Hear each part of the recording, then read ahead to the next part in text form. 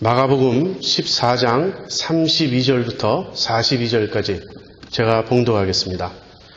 저희가 겟세마네라 하는 곳에 이름에 예수께서 제자들에게 이르시되 나의 기도할 동안에 너희는 여기 앉았으라 하시고 베드로와 야고보와 요한을 데리고 가실새 심히 놀라시며 슬퍼하사 말씀하시되 내 마음이 심히 고민하여 죽게 되었으니 너희는 여기 머물러 깨어있으라 하시고 조금 나아가사 땅에 엎드려 될 수 있는 대로 이때가 자기에게서 지나가기를 구하여 가라사대 아바 아버지여 아버지께는 모든 것이 가능하오니 이 잔을 내게서 옮기시옵소서. 그러나 나의 원대로 마옵시고 아버지의 원대로 하옵소서 하시고 돌아오사 제자들의 자는 것을 보시고 베드로에게 말씀하시되 시몬아 자느냐 내가 한시 동안도 깨어있을 수 없더냐 시험에 들지 않게 깨어있어 기도하라. 마음에는 원이로되 육신이 약하도다 하시고 다시 나가 동일한 말씀으로 기도하시고 다시 오사 보신즉 저희가 자니 이는 저희 눈이 심히 피곤함이라. 저희가 예수께 무엇으로 대답할 줄을 알지 못하더라. 세 번째 오사 저희에게 이르시되 이제는 자고 쉬라. 그만이다. 때가 왔도다. 보라 인자가 죄인의 손에 팔리우느니라. 일어나라 함께 가자. 보라 나를 파는 자가 가까이 왔느니라.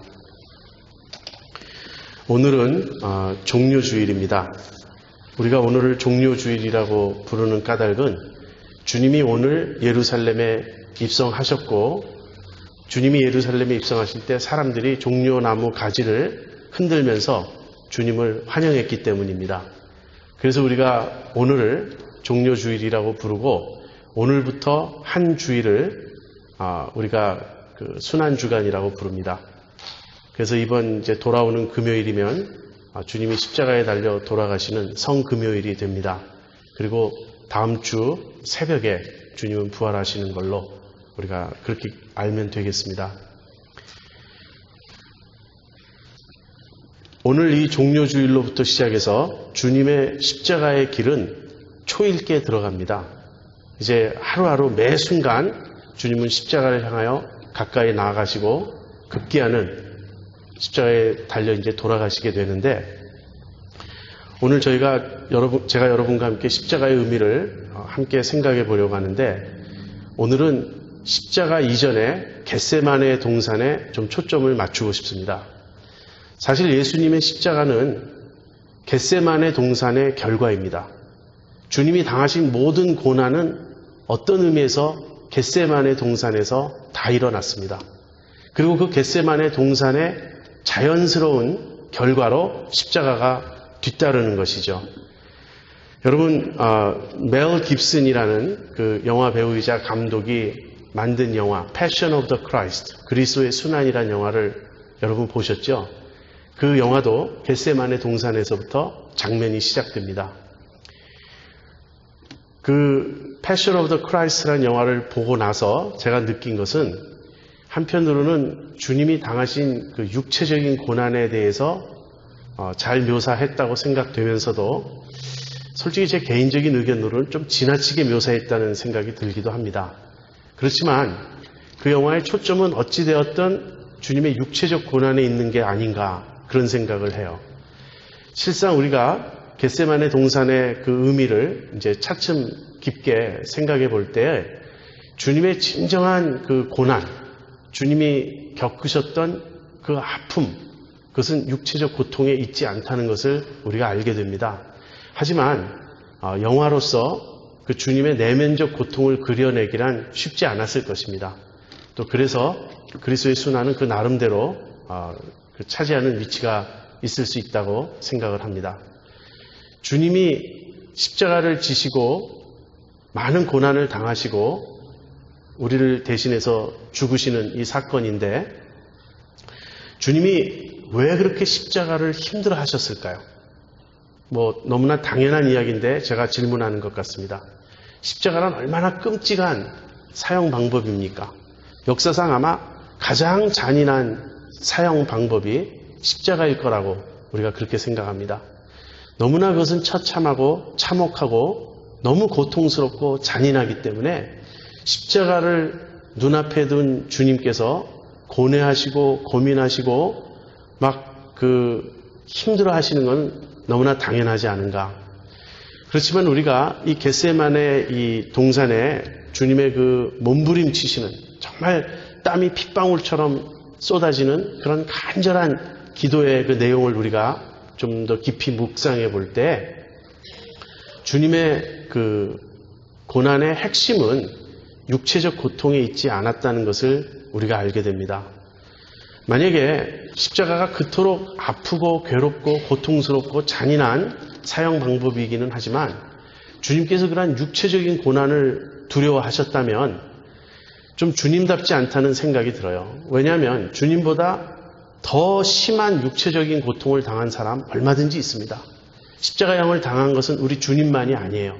그 당시 상당히 많은 사람들이 십자가형을 당했고 비록 전에 내려오는 이야기이긴 하지만 주님의 제자 베드로는 후에 자기가 십자가형을 당할 때 나는 우리 주님처럼 그렇게 바른 자세로 십자가에 못 박힐 수 없다고 나를 거꾸로 못 박아달라고 그렇게 부탁을 해서 거꾸로 못 박혔다는 그런 이야기까지 우리가 내려오는데 그러므로 주님이 당하신 그 십자가의 고통을 육체적 고통에 우리가 초점을 맞춰서 이해한다면 그것은 상당히 빗나간 해석이라고 말할 수밖에 없습니다. 십자가의 그 또 다른 그 고통은 사람들로부터의 버림받음일 거예요. 군중들이 주님을 막 환호하다가 한 주일도 못 돼서 돌아서죠. 그래서 십자가에 못 박게 하소서, 십자가에 못 박게 하소서 빌라도의 법정에서 그렇게 소리를 지릅니다. 이런 어떤 군중들의 그런 변심, 또 주님과 끝까지 함께 있어야 마땅할 것 같은 제자들의 비겁함, 특별히 베드로 같은 경우는 내가 끝까지 주님과 함께 하겠다고, 다른 사람은 다 주님을 버릴지언정 나는 끝까지 주님을 따라가겠다고 호언장담하지 않았습니까?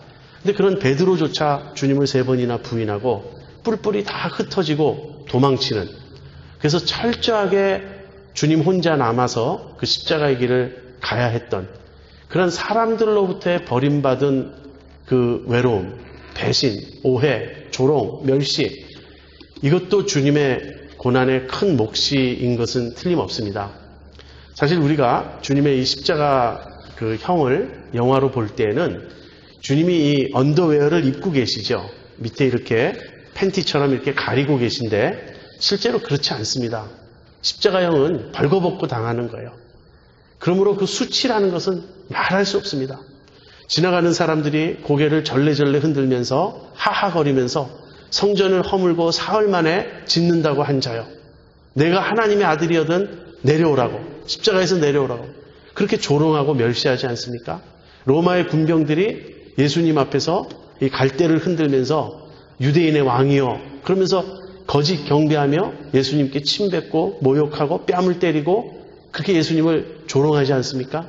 그런 모든 것, 사람들로부터 받는 배신, 멸시, 천대, 조롱, 이 모든 것도 예수님에게 엄청난 아픔이었을 것입니다. 사실 예수님이 힘이 없고 무력하여 그런 모든 것을 당해야 했다면 참 어쩔 수 없었을 거예요.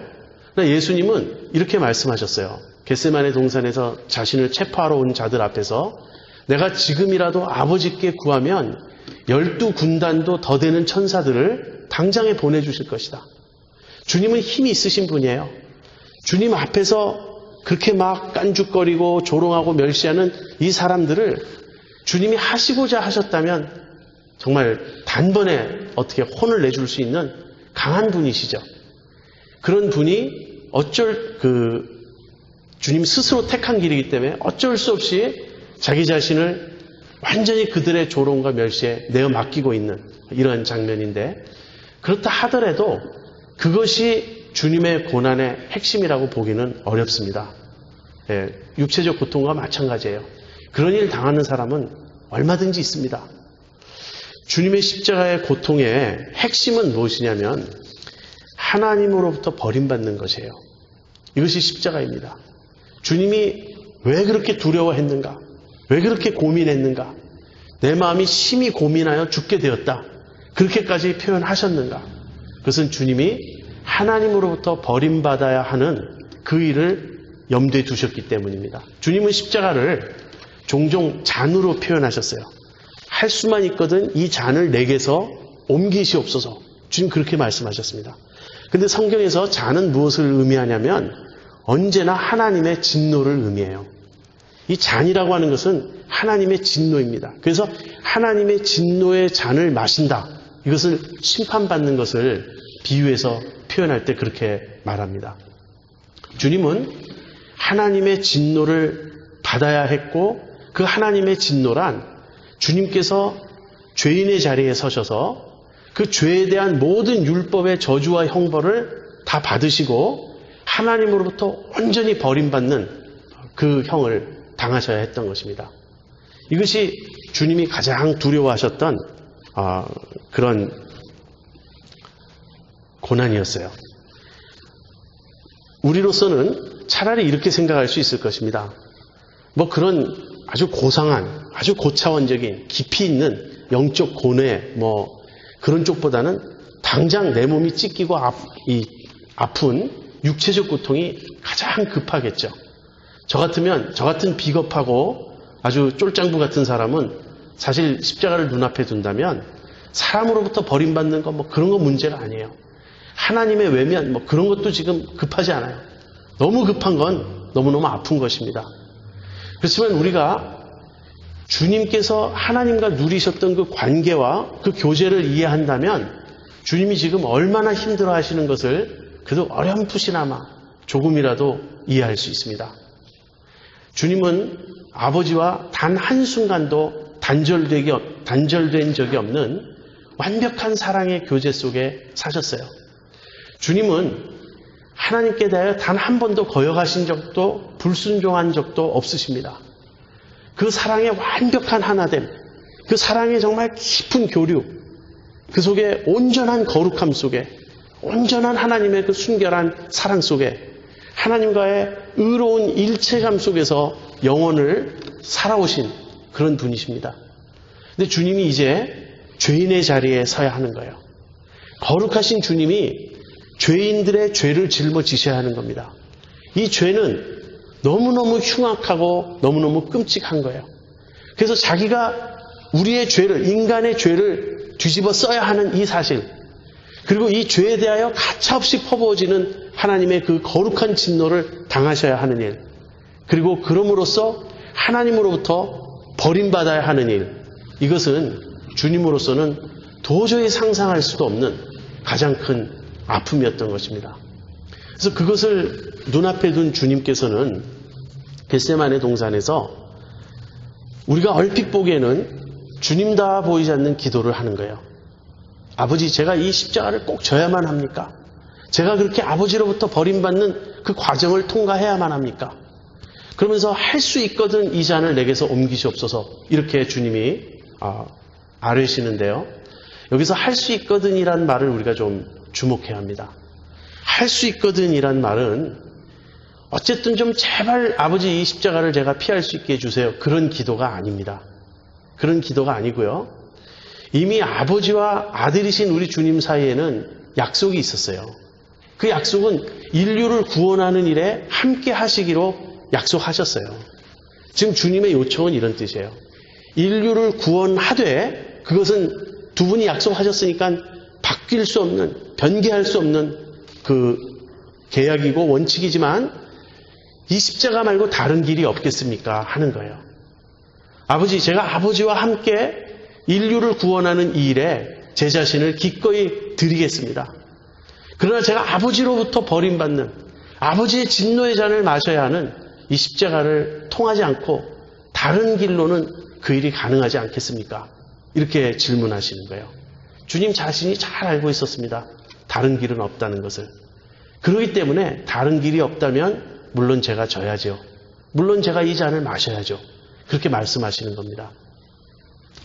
우리가 주님의 고난, 주님의 그 고뇌의 깊이가 어떤 것인지를 우리가 좀 알아야 합니다.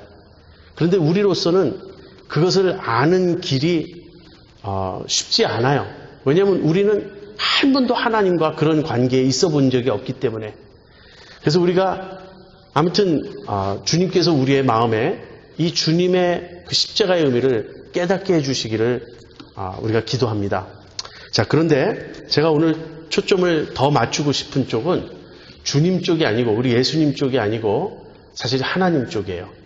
겟세마네 동산에 마음이 찢어지고 땀이 피가 되듯이 쏟아지게 고민하셨던 분은 예수님만이 아니었습니다. 우리는 하나님 사이드를 좀 생각해 봐야 될 거예요. 많은 사람들이 이렇게 오해합니다. 십자가를 바라보면서 마치 하나님은 엄하기만 하고 무섭기만 하고 진노만 하시는 하나님이신데 그 하나님의 진노로부터 아들 예수님이 우리를 보호하시고 우리를 변호하기 위해서 그 하나님 앞에 나서서 아버지 너무 화만 내지 마십시오. 제가 이들을 위해서 대신 죽었습니다. 그러니 이제 저를 보시고 화를 푸십시오. 이런 식으로 우리가 십자가를 보면 이것은 오해입니다. 오해도 그보다 더 큰 오해가 없어요. 십자가는 예수님이 우리를 위하여 지신 그런 고통일 뿐 아니라 하나님께서 우리를 위하여 자기 아들을 내어주신 사건입니다. 하나님의 사랑의 표현이 십자가예요. 그래서 하나님이 이 겟세마네 동산에서 예수님의 기도를 들으셨을 때 느꼈을 그 아픔을 우리가 좀 생각해 봐야 한다는 거예요. 여러분, 예수님의 기도를 하나님이 지금까지 거절하신 적이 있을까요? 예수님이 하나님께 구했는데 하나님께서 그 기도를 응답하시지 않은 기도가 있을 수 있다고 여러분 생각하십니까? 지금까지 단 한 번도 그런 일은 없죠. 왜 그렇습니까? 예수님 자신이 언제나 아버지의 온전하신 뜻대로만 구할 뿐이었고 그 온전한 순종의 아들이 구하는 그 기쁜 간구를 아버지 하나님이 왜 거부하시겠습니까? 그런데 이제 처음으로 하나님이 예수님의 기도를 응답할 수 없는, 그대로 받을 수 없는 그런 기도를 지금 듣고 계신 거예요. 할 수 있거든. 예수님이 십자가를 지지 않고도 인류를 구원할 수 있는 다른 길이 있다면 예수님이 이렇게 구하시니까 하나님 아버지의 응답은 이것입니다. 내 아들아, 다른 길이 없단다. 내가 인류를 구원하되 너를 십자가에 내주지 않고 그들을 구원할 수 있는 다른 길이 없단다. 내가 십자가를 져야 한다. 여러분, 하나님은 모든 일을 하실 수 있다고 우린 배웠습니다. 하나님은 전능하신 분이다. 그런데 곰곰이 생각해 보면 하나님이 하실 수 없는 일도 있어요. C.S. 루이스는 이런 예를 듭니다. 예를 들면 무슨 네모난 원이라든지 사각형의 원이라든지 하나님이 사각형의 원을 만들 수 있습니까? 스퀘어 서클을 만들 수 있습니까? 이건 논리적인 모순이죠. 어떤 사람들은 이런 질문합니다. 하나님 자신도 들어 올릴 수 없을 만큼 무거운 산을 만들 수 있는가? 이 자체의 모순이 있는 거죠. 네모난 원이라는 것도 허구일 뿐이에요. 이건 논리적으로 모순된 것입니다. 영어로는 non-entity라 그래요. 이건 허상이며 허구이며 존재하지 않는 것입니다. 하나님은 그런 일을 하실 수 없어요. 그런데 그런 일뿐 아니라 하나님께서 도덕적으로 하나님의 성품에 어긋나는 일을 또 하나님은 하실 수 없습니다. 하나님은 거짓말 하실 수 없어요. 하나님은 죄를 지으실 수 없어요. 하나님은 악을 행하실 수 없어요. 이런 식으로 우리가 하나님은 전능한 분이시라고 고백하지만 하나님도 하실 수 없는 일들이 있습니다. 논리적으로 모순된 일을 하나님은 하실 수 없고 그 다음에 하나님의 성품에 어긋나는 일을 하나님 하실 수 없습니다. 그런데 지금 예수님의 기도에 응답하실 수 없는, 그러니까 예수님이 할 수 있거든 이렇게 아버지께 여쭈었을 때 아버지께서 할 수 없단다 내 아들아 이렇게밖에 답변하실 수 없는 이 문제란 무엇인가? 인류를 사랑하시기 때문에 인류를 구원하셔야 되는데 인류를 구원하시려면 아들을 내놓을 수밖에 없는 거예요. 이 둘 중에 양자택일할 수밖에 없습니다. 예수님을 건지시고 예수님을 십자가에 내어놓지 않고 인류를 구원할 수 있는 다른 길이 없어요. 하나님은 선택하셔야 됩니다. 내가 인류를 구원할 것인가 아니면 내 아들을 구원할 것인가. 근데 하나님은 인류를 구원하는 길을 택하십니다. 그래서 예수님에게 내가 십자가를 져야 한다. 내가 진노의 잔을 받아야 된다. 내가 죄의 저주와 형벌을 받아야 된다. 그렇게 말씀하신 것입니다. 아마 자녀를 키워본 모든 분들은 아실 겁니다. 제가 어떤 목사님의 글을 읽었는데요. 그 목사님이 자기 아들이 이렇게 머리가 자꾸 커지는 그런 병에 걸렸어요. 제가 지금 정확히 기억을 못 하겠는데 뇌수가 자꾸 차가지고 이 머리가 이렇게 압박을 받는 것인지 아무튼 그런 식으로 머리가 아무튼 빠개질 만큼 아픈 그런 고통을 당했어요. 근데 이것은 어떻게 쉼도 없이 난스탑으로 계속 오는 고통이에요. 여러분 상상해 보십시오. 그런 고통이 얼마나 심할까. 그래서 그 아들이 계속 울면서 막 대굴대굴 구르면서 힘들어하는데 이 아버지 되는 이 목사님이 너무너무 마음이 아프고 가슴이 찢어져서 하나님께 드리는 간구가 이거예요. 내가 대신 아프게 해달라고. 내가 대신 아프게 해달라고. 내가 대신 10번이라도 아플 때니 내 아들 좀 낫게 해달라고. 이게 아버지의 심정이죠. 여러분 그렇지 않습니까? 내 아들이 당하는 고통을 보고 아버지가 더 아프지 않아요? 엄마가 더 아프지 않아요? 부모가 더 아프지 않습니까? 예수님이 당해야 될 그 고난을 하나님은 안 느끼셨을까요? 예수님만 땀이 핏방울처럼 쏟아지는 그 고뇌와 아픔을 느끼신 게 아니에요. 하나님 우리 아버지가 그 아픔을 느끼신 거예요. 그 사랑하는 아들을 우리 때문에 내어놓으셔야 하는 겁니다. 하나님이 하실 수 있어요. 어떻게 하실 수 있냐면 인류 구원을 포기하는 겁니다. 인류 구원을 포기하고 내 아들을 그런 고통에 내가 내어놓지 않겠다. 하나님 그렇게 하시면 돼요. 그런데 하나님이 내가 인류 구원을 포기할 수는 없지 않느냐. 너와 내가 약속하지 않았느냐. 그러니 내가 이 길을 가야 한다. 예수님은 물론 그 길을 아셨습니다. 아버지 압니다. 제가 압니다. 제가 기꺼이 가겠습니다. 다만 너무나 힘이 듭니다. 너무나 아픕니다. 너무나 괴롭습니다.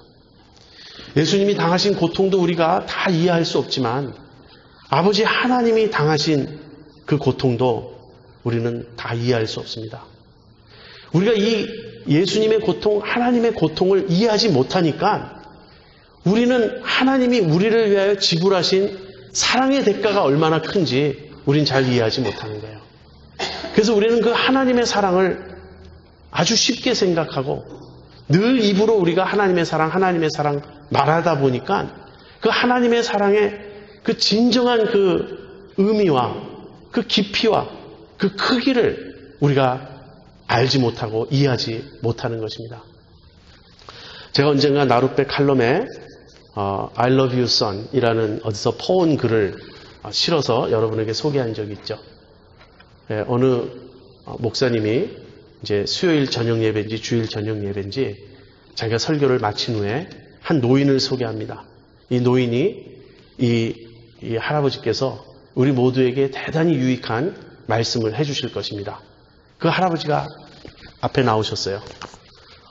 오래전에 내가 내 아들과 내 아들의 친구와 함께 셋이서 낚시를 하러 배를 타고 바다에 나갔다고.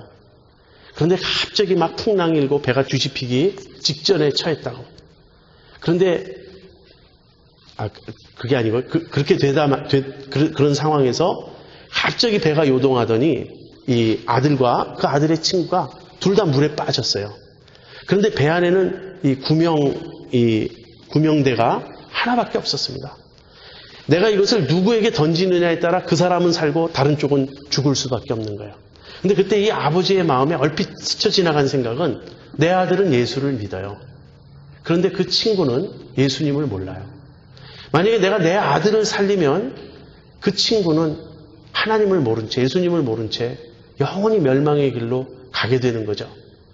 그래서 이 아버지가 순간적으로 결정을 합니다. 그리고는 아들을 향해서 I love you, my son 크게 외치고는 구명대를 그 친구에게 보내죠. 친구는 그 구명대를 붙잡고 허겁지겁 배 위로 올라갔고 이미 그때는 아들은 물속으로 자취를 감추고 사라져버린 후였습니다. 그러면서 그 할아버지의 마지막 말씀이 오늘 여러분에게 귀한 설교를 해주신 이 목사님이 바로 그때 내 아들의 친구였습니다. 그리고 그 목사님과 그 할아버지가 서로 부둥켜 안고 울고 교인들이 다 함께 울었다는 그런 이야기가 있습니다. 여러분 그 상황에서 구명대를 누구에게 던지겠습니까? 아들에게 던지겠습니까? 그 아들의 친구에게 던지겠습니까? 만약에 그 아들의 친구가 아니라 거기 원수였다면 어떻게 하겠습니까? 우리는 원수였어요. 우리는 예수님의 친구인데 하나님께서 예수님을 봐서 우리를 구원해 주신 그런 게 아닙니다. 우리는 원수였어요. 우리는 하나님을 향하여 대적했고 주먹을 불끈 쥐고 하나님을 원망했고 대항했던 그런 죄인이며 원수였습니다. 근데 그 하나님께서 우리를 사랑하셔서 아들을 내어주신 거죠.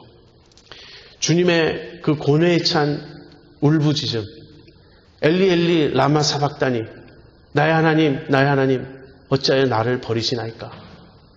십자가는 바로 이것입니다. 엘리 엘리 라마 사박다니가 십자가예요. 예수님은 언제나 하나님을 아빠라고 부르셨습니다. 아빠, 아버지요. 그렇게 부르셨어요. 그런데 십자가에서는 아버지라고 부르지 않습니다. 하나님이라고 불러요. 왜? 더 이상 아버지와 아들의 관계가 아닌 거예요. 그래서 하나님, 나의 하나님, 왜 나를 버리십니까? 그렇게 외치셔야 했던 거죠. 하나님께서 거기에 대해서 어떻게 응답하시죠? 외면하십니다. 그것이 낮 12시부터 오후 3시까지 하늘이 캄캄해지고 온 세상이 밤처럼 어두워진 이유입니다. 하나님은 예수님의 그 부르짖음에 응답하지 않았어요. 버리셨습니다. 정말로 버리셨어요. 우리를 위하여 주님이 아버지와의 그 관계가 단절되고 그 사랑의 교제가 끊기고 정말 생살 찢어지는 그런 이별의 아픔을 겪어야 했던 것이죠. 그것이 십자가입니다. 하나님으로부터 버림받은 우리 주님의 아픔. 그러나 그 아들을 또 내어주신 그 아버지의 아픔. 이것이 결정된 순간이 겟세마네 동산이었습니다. 겟세마네에서 주님은 그 일을 받아들이셨어요. 그리고 하나님은 그 길로 가라고 예수님에게 답을 주셨습니다. 그때부터 십자가의 길은 이제 막 가속화되죠. 예수님은 체포되시고 끌려가서 재판을 받으시고 밤새 이쪽 저쪽 옮겨 다니시면서 재판을 받으시고 그 다음날 아침에 십자가를 지시고 골고다 언덕으로 가시게 됐던 겁니다. 여러분, 기독교에 대한 많은 공격이 있습니다. 기독교의 교리가 가져다주는 사실 어려움도 있어요. 복음을 듣지 못한 자들은 어떻게 되는가? 지옥이라는 교리, 이런 거 다 쉽지 않습니다. 존 스타트 목사님은 그리스도의 십자가라는 그분의 책 마지막 맨 뒤에 만일 십자가가 아니었다면 나도 기독교를 믿을 수 없었을 것이다. 그분이 그렇게 말합니다. 이 세상의 죄와 고난과 그 모든 아픔과 그 비극적인 그런 많은 일들을 보면서 그러한 아픔에 면역되어 있는 그 아픔을 느끼지 못하는 하나님이라면 우리가 어떻게 그 하나님의 사랑을 믿을 수 있겠냐고. 그러나 거기에 답변이 있습니다. 십자가가 있습니다. 십자가가 저기 서 있는 한 우리는 어느 누구도 하나님이 우리의 아픔을 모르신다고, 하나님은 천상에 편히 앉아 계시니 어떻게 알겠어? 그렇게 말할 수 없을 것입니다. 십자가가 저기 저렇게 서 있습니다. 그 이상 어떻게 하나님이 우리에게 당신의 사랑을 증명할 수 있습니까? 우리의 가장 큰 문제는 하나님의 사랑을 모르는 것입니다. 입으로는 하나님의 사랑 하지만 정말 마음으로는 우리가 하나님의 사랑을 믿지 않습니다. 그렇기 때문에 우리가 원망도 하고 불평도 하고 그러는 것이에요. 그러나 이 하나님의 사랑은 이미 우리에게 주어져 있습니다. 우리가 회개하면 하나님이 우리를 사랑해 주시겠다고 말씀하시는 것이 아니에요. 아직 원수되었을 때, 우리가 죄인일 그때 이미 하나님은 우리를 사랑하셨고 우리를 위하여 모든 용서를 위한 일을 다 하셨습니다. 하나님이 우리가 회개하기를 기다리시는 것은 우리가 회개해야 하나님이 우리에게 주시는 그 사랑과 용서를 우리가 받을 수 있기 때문입니다. 우리가 하나님의 사랑과 용서를 참으로 깨닫고 그것을 믿음으로 우리의 것으로 삼을 수 있다면 그 다음에 우리에게는 불가능한 일이 없습니다. 원수를 사랑하라. 그 일은 정말 불가능해 보여요. 그러나 원수된 나를 사랑하신 그 하나님의 사랑을 내가 체험하면 원수 사랑할 수 있습니다. 내가 원수였는데 하나님이 나를 받아주셨는데 내가 왜 다른 사람을 사랑할 수가 없습니까? 오늘날 여러분과 저의 가장 큰 필요는 역시 믿음입니다. 이 하나님의 사랑을 우리가 보는 거예요. 우리 안에 지금 여러 가지 생각이 있고 여러 가지 아픔이 있고 여러 가지 갈등이 있죠. 이 모든 것을 해결할 수 있는 근원적 해결책은 주님의 십자가입니다. 그 주님의 십자가로, 그 십자가의 진정한 그 아픔을 통해서 나타난 우리 하나님 아버지와 우리 주님의 사랑으로 우리 되돌아갈 수 있기를 바랍니다.